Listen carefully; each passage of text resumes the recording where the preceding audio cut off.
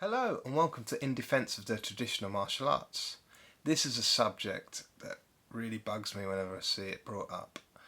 It's this attempt at rebranding Tai Chi as a wrestling system, a kind of revisionist look at it. As far as I can tell, the root of this comes from Ramsey Dewey doing a video where he was talking about wrestling in a gym, and there was this old guy there and they ended up wrestling with him and nobody could throw him because he was so rooted, and it turned out he was a Tai Chi practitioner and that he'd explained that Tai Chi was a wrestling system. Since then, in comment sections about Tai Chi, I've seen lots of people refer to Ramsey Dewey's video, and I've seen more recently just people in general saying, the thing is about Tai Chi, it's a wrestling system.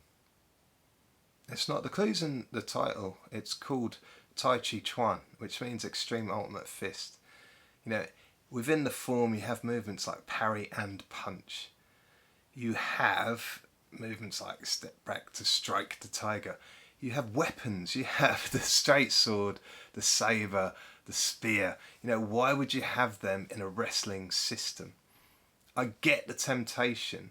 I get that, you know, for most people that practice Tai Chi now, they mostly know just the hand form, maybe a few weapons forms. There's a few others where they know some pushing hands drills. Fewer still practice like freestyle pushing hands. And for these people, I think it's very tempting to go, well, this works against resisting opponents. You know, this is a form of wrestling. Therefore, Tai Chi is wrestling.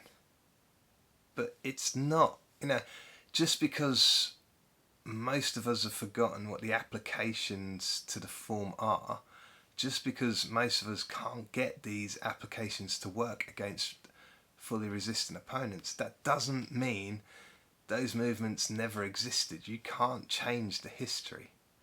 Now, my MMA coach, my jiu-jitsu instructor, he came up with a perfect explanation for the problems that traditional martial arts face trying to be relevant when it comes to fighting.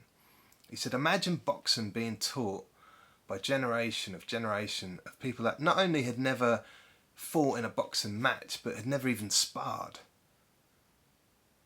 And that all you had to go on really was these photographs of, you know, a boxer performing certain moves, but no video footage.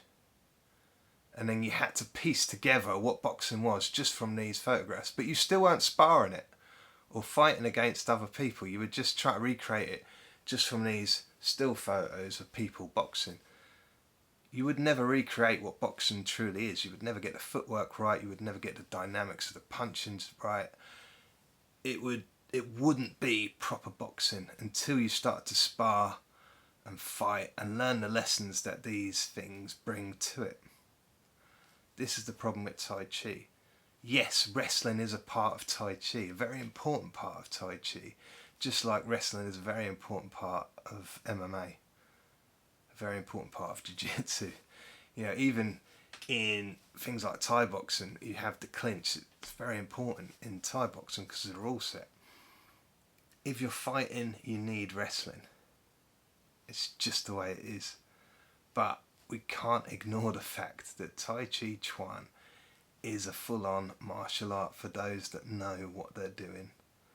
So if you want to make Tai Chi relevant, we need to start sparring, we need to start exploring the proper applications to the form, and we need to stop being so hung up on what the form is. So this has been In Defence of Traditional Martial Arts, and can we please stop trying to rebrand Tai Chi as this wrestling system when it quite clearly isn't. Once again, if you would like to comment your thoughts on anything to do with traditional martial arts, Chinese martial arts more specifically, that's my area of, I wouldn't say expertise, but more knowledge on it. I will happily respond, I will happily do videos on those subjects, but until next time, catch you soon.